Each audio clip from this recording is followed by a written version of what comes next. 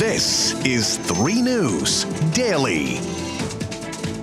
Hello, everyone. Welcome back to 3 News Daily on your Thursday, January 18th. I'm Stephanie Haney. Thank you for being with us here in Northeast Ohio.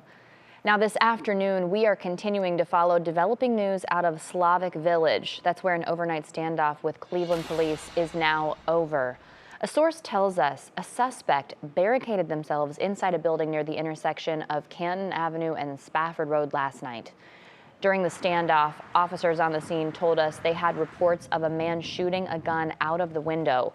We spoke with Cleveland EMS, and they say they transported a 36-year-old male with a gunshot wound to Metro Hospital in serious condition.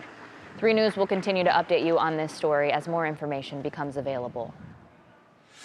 Now, after serving Cleveland's East Side for 20 years, a Huntington Bank branch is preparing to shut down.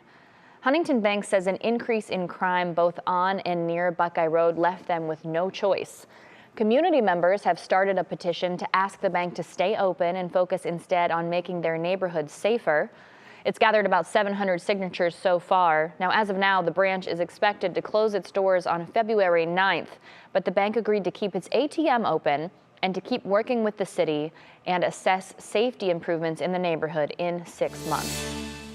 All right, now with snow expected to hit Cleveland, ODOT tells 3 News they'll have 300 snowplows operating across Northeast Ohio, and the city of Cleveland will have 50 to 60 of its own plows on the roads once the snow really starts coming down. Neil Fisher spoke with the city and ODOT about their preparations for this round of winter weather.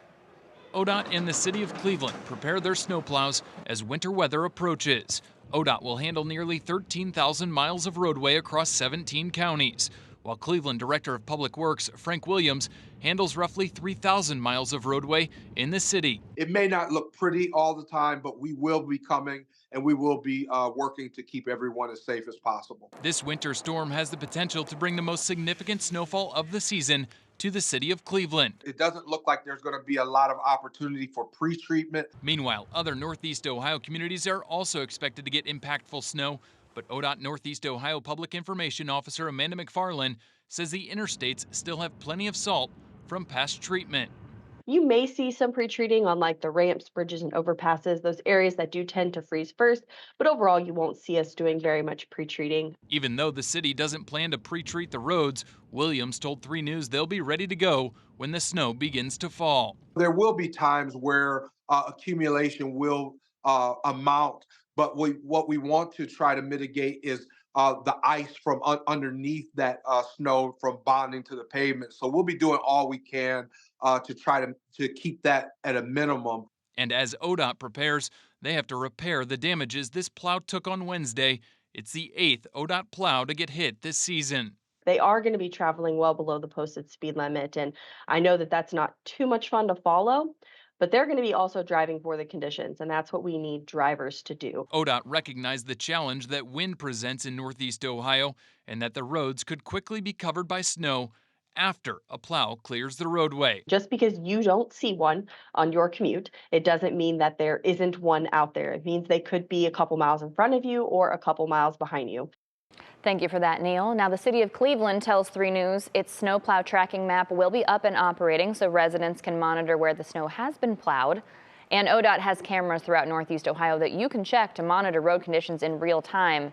We'll have a link to both of those on WKYC.com. Now, in Lake County, drivers have been warned. Now, if they're caught speeding along I-90 or 271, they may not be pulled over, but they will get a citation in the mail. Willoughby Hills police officers are now using handheld speed guns to track drivers.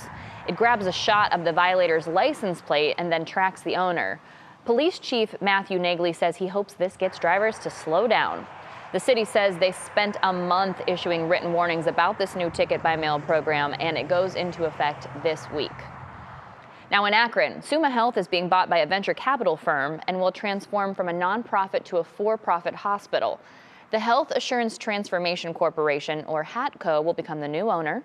The system will still operate under the name Summa Health, and it will stay in Akron. That deal is expected to be complete this summer.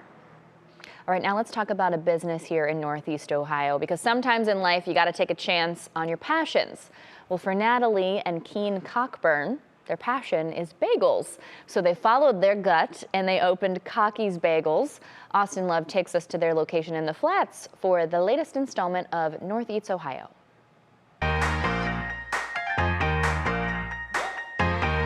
What happens when a college athlete meets a girl with a biology degree? Well, they open up a bagel shop, of course. Started in a food truck, fast forward 5 years, and now they have 2 locations, including right here in the Flats. I gotta check out Cocky's Bagels. Let's roll. I'd say I'm good for 3 to 5 Cocky's Bagels a week. And the duo behind the dough, Keen and Natalie Cockburn. Eat more whole foods, get it? Well, that was apparently Keen's motto growing up. He literally did not like bread growing up, so he would always make himself like hefty sandwiches out of these bagels. He had always dreamed of opening up his own bagel spot. Big bagel guy. My Instagram name is the Bagel Guy, actually. But So with Natalie's support, All right, let's just do it then. they bought a food truck. Bought a Craigslist trailer, like a food trailer off Craigslist, that used to sell like funnel cakes. Keen quit his job, and Natalie stopped pursuing medical school. I think my parents actually were supposed to be here today, but they're so supportive and amazing. But in the beginning, they looked at me like I'm an idiot. And the two went for it. I think it all worked out, I guess. And it's continued to work out. Since then, they have grown by doing things their way. We're not the typical like bagel and cream cheese. You come up and you're like, I'm going to a bagel shop. You're thinking you're getting a bagel and cream cheese. We're bougieing up the bagels We're a little bougieing bit it up. here at We Cocky's. sure are. And you know, there's so much you could do with a bagel. And they've definitely explored that. Coming out of the kitchen, they have created next level bagel sandwiches like their Big Daddy Bagel, Your ultimate breakfast sandwich. the Wake and Bacon, the Hot Italian, the BLT Bagel, plus things like their bagel bombs, stuffed with cream cheese. But the one that caught my eye, their grilled cheese bagel with tomato soup. The phone has to eat first for this meal. Liz, let's go. The tomato soup, killer. Good energy, good music, great brunch spot, but also late nights. We make it a party. You can have your crazy Bloody Marys, your crazy espresso martinis. It's so much fun. a dream come true. It's the whole experience, having a restaurant down here in the Flats is just, something I never thought I would have. That's a bagel shop with literally everything. And if you're thinking the Flats is not super close to you, Cocky's has 2 locations in Northeast Ohio, one in North Olmsted and one in the Flats. They also have a 3rd Columbus location. They open early at 7 a.m. And of course, in the Flats, around all of those nightlife spots, they are open late night on the weekends as well. Now, if you weren't already hungry, you will be now, because we can officially confirm the original cheese has returned to Swensons. People have been calling for this ever since the iconic Akron chain swapped out those slices a few years ago. Jeff Flowers, who is the Swensons Drive-In CEO, said swapping it out in the first place was a pandemic choice to try to cut down on costs. But now he says they listened to customers and they figured out how to bring it back. And he cannot wait for everyone to come back and try it again. Now, the original cheese has actually been back in Akron since the end of last November and returned to all Cleveland area Swensons locations earlier this month. So if you've been there, you've been snacking on that original cheese. I would say maybe you didn't know it, but we bet you noticed. All right, thank you very much for being with us for today's edition of 3 News Daily. Little note for you, we will not have an online version tomorrow, but you can catch us live on TV. We'll be there with that. Have a beautiful weekend, everybody. Stay safe, drive carefully in that snow, and we'll see you back here on Monday with more of your top stories from around Northeast Ohio.